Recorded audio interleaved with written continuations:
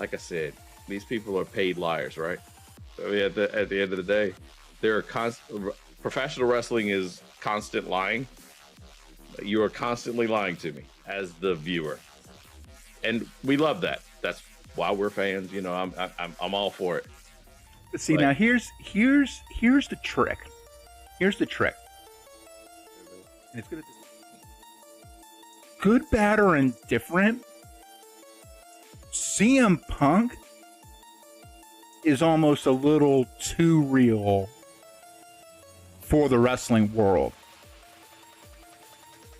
You see what I'm saying? Like, he's actually one of those guys. Like, again, the whole thing with the pipe bomb was that he was straight up he again kind of airing the dirty laundry that should stay in the back room.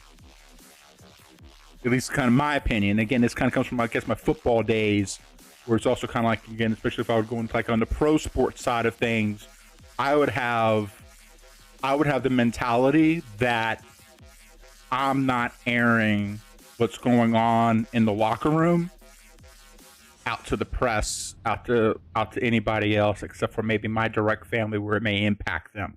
That's it. Sure. And so that's kind of more my mentality about it. Now, outside of, like, there's situations where you can take things that are happening and work that into an angle in wrestling.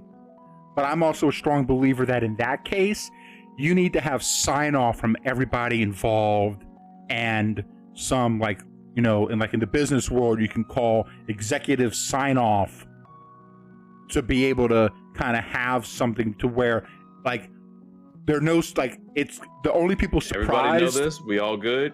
Well, the only people surprised are the fans. You know. Well, okay. Perfect example of that is Christian Cage. Not that long ago, same company, everything. I was gonna go back and pick on you. I thought about trying to set you off a little bit and be like, like saying Sunny Days on. See, that wasn't. See, I wasn't gonna do it. I wasn't setting you off. That's just I dropped that. I just. But that was an instance where it wasn't legitimately one. Yeah. No, I'm totally messing with you. Yeah. So not that long ago, Christian Cage talking about Jeff Hardy and talking to Matt Hardy and being like, you know, you're not even the best Hardy, and you know your brother can't stay off drugs, basically, can't stop drinking and DUIs, and that type of stuff. That type of thing, that's real. Borderline over the line, but you know everybody signed off on it. Because Jeff being probably the first one that jumped off, you know. Matt was in the ring. Yes. When he did it. Yep. And Christian and Matt, and all, they go way back. They go way back. You know that. Yeah, exactly. And it's already been using that as an example of an angle. 100%. That came from true real life, a touchy kind of real life thing. Only a Christian Cage could get away with that type of thing. And it was also something that was, and again, I think another reason why Matt and like Jeff being professionals in that situation, it was already known to the public. Oh yeah. You see what I'm saying? Sure. Christian wasn't saying anything that the people didn't already know about. That's why it was a great heel line. Yeah. One, because it hit, because people, it made sense to them. Yeah. It was like, and they knew, like, this snap, you know. Yeah, that's because all your boys like, ooh, because it's true. It's unfortunate, and we all pray Jeff finds help and everything like that. Oh, Christian absolutely. probably one of the first people to be up there saying, "Hey, I hope, you know, what can I do to help this guy?" He'll be one of the last ones in real life to actually try to say something to 100%. Yeah. 100. Yeah.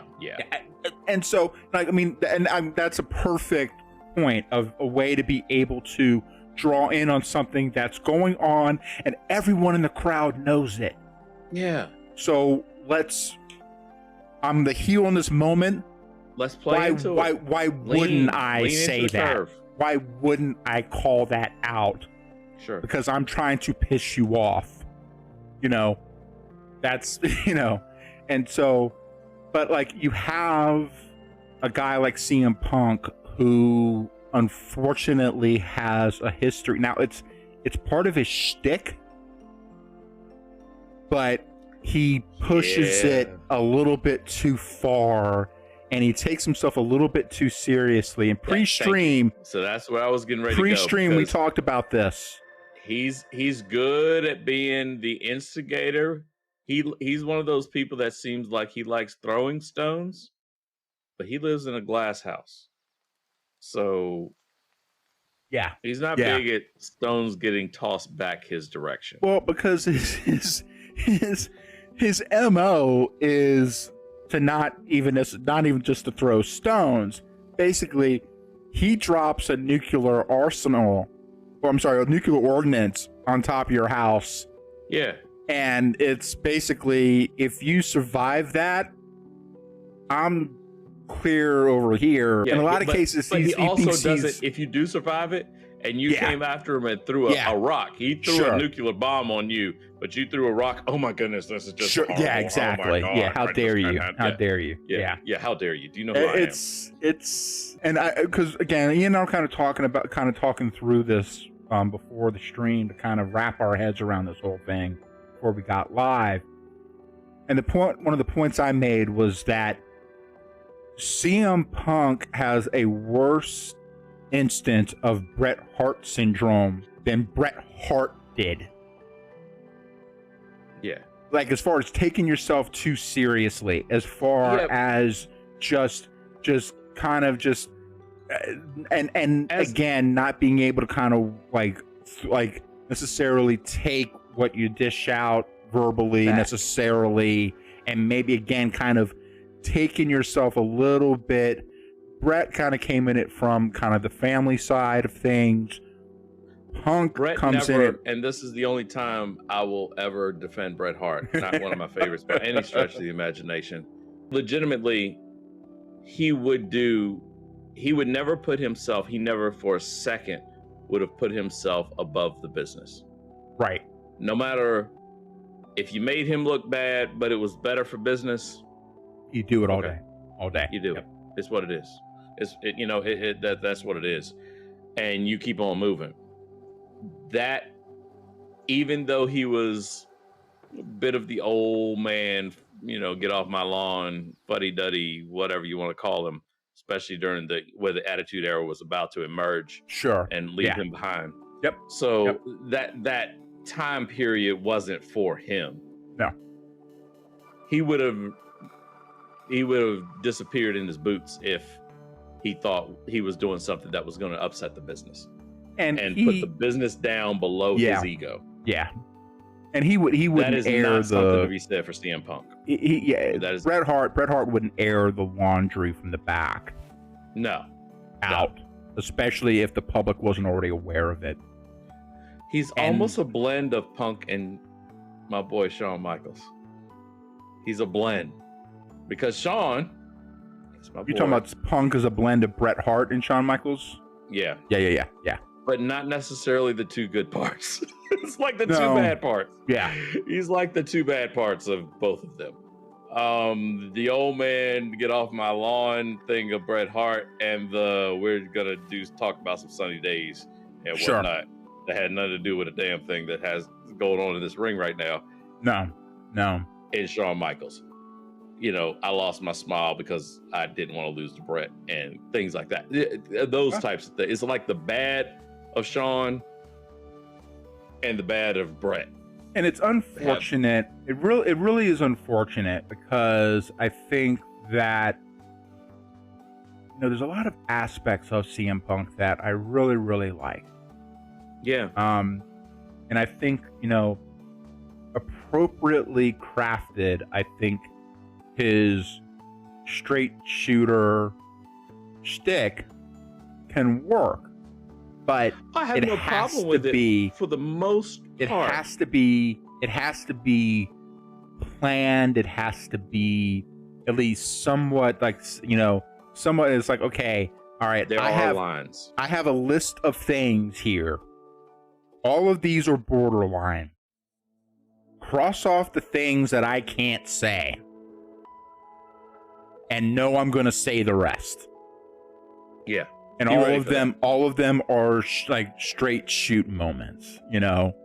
I think again, kind of just getting sort of that go ahead, or at least kind of a general understanding, especially if it involves anything that's a bit behind the scenes that the crowd's not even aware of yet, where you're really trying to shock them with something, which is really hard to do in this day and age. This isn't the 90s. Like, we're talking about, you know, Bret and Shawn and stuff like that. This is the 90s at that point. Internet. I mean, if you were on some discussion boards, maybe you knew what the heck was happening. But for the most part, you didn't necessarily know. One thing, even kind of. One thing that we didn't have, because the one thing about the internet is, folks have a lot more potential access to a lot of things, but also there's a lot more potential for rumor and conjecture to get out there and be presented as if it's real. That's fact. And so it's harder to parse through everything. Right. There had been talk about heat in the back room, but specifically what that was not really made clear until Hangman dropped his promo. Right. Now, so we're going to protect, and that was the line where he said, "We're protecting AEW from you." Exactly. Yeah. So, you know, again, especially now, the way he did it, though, give Hangman credit. I still don't think especially looking back on things, I don't think Hangman should have done what he did, but give Hangman credit. The way he worded it, it wasn't so bad. It wasn't so bad. I mean, have we heard worse? Yeah. Yeah. Have we most of the time heard worse? Yeah. Sure. Honestly, yes. The only part of that made me realize, and this is only watching it back with, you know, hindsight, and that's the thing. Exactly.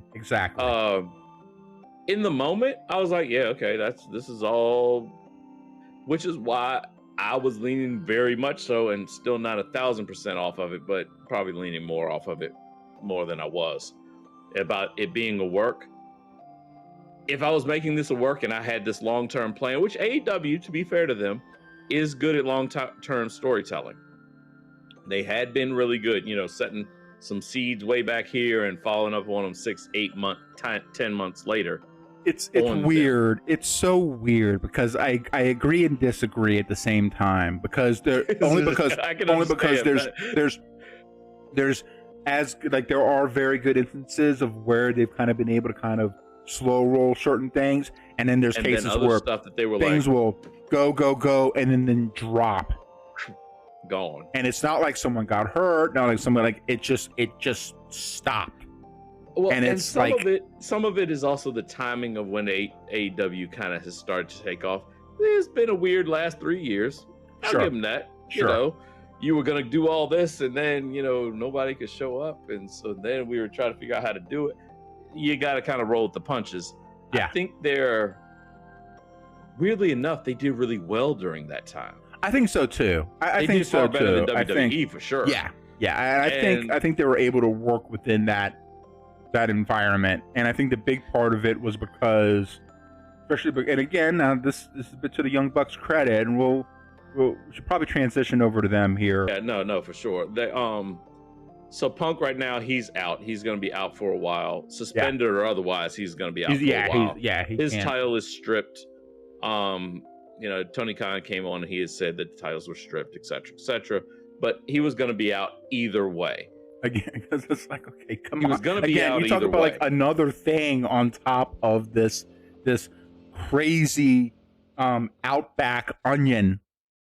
Yes. Like Bloomin' Onion. Onion. That's like there's all the layers and the breading and the dipping sauce. Which, by the way, Outback, if you're watching, we will happily accept a sponsorship, and you send us blooming onions. We will eat them on stream. We will eat them on stream. I could go for one of those right now, just saying. Damn right. Anyhow, go ahead. this is the second time in a relatively short span of time that CM Punk has received the title and gotten hurt. Yeah. But it's also kind of speaks to the point of CM Punk has been such a major draw, and when he's good, he is one of the best. But he's excellent on the mic. He's excellent on the mic. He's good in the ring. He sounds believable, which but he sounds, it sounds like such an easy thing. Sound believable, okay, but it's not. No, it's really not. Watch people who are not believable. Watch them try to talk in front of the camera.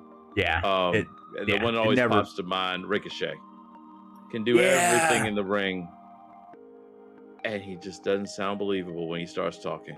Yeah. And granted, some of that is somebody scripted it for him, so it's not his words. But speaking of, actually, this will lead into, you ever want to see somebody that doesn't look believable?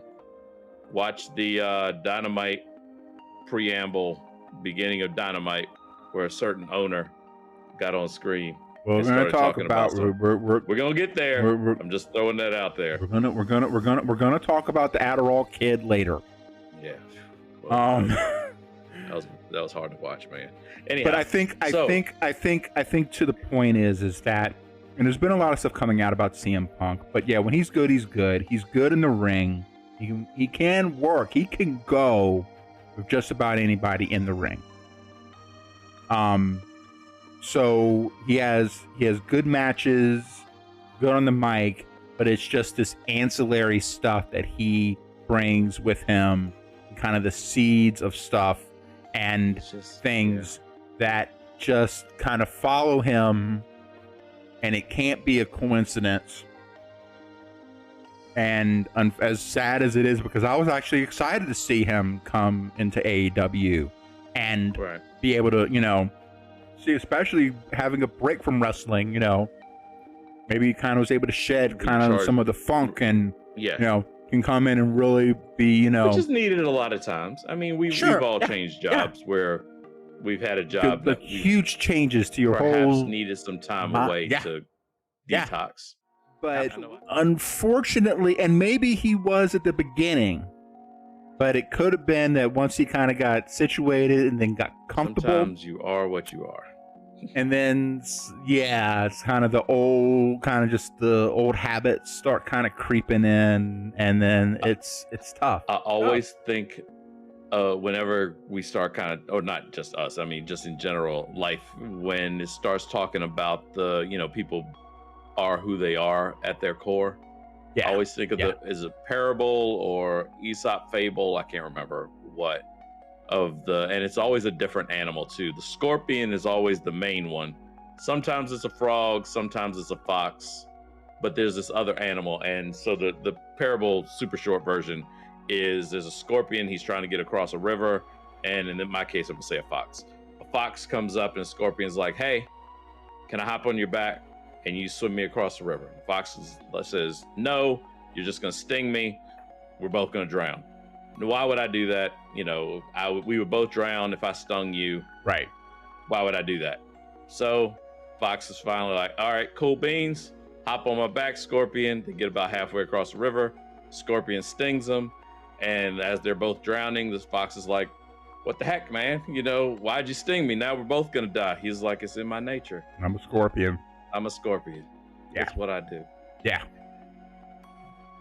That seems to be where we're heading. Yeah, it just seems to be where we're heading.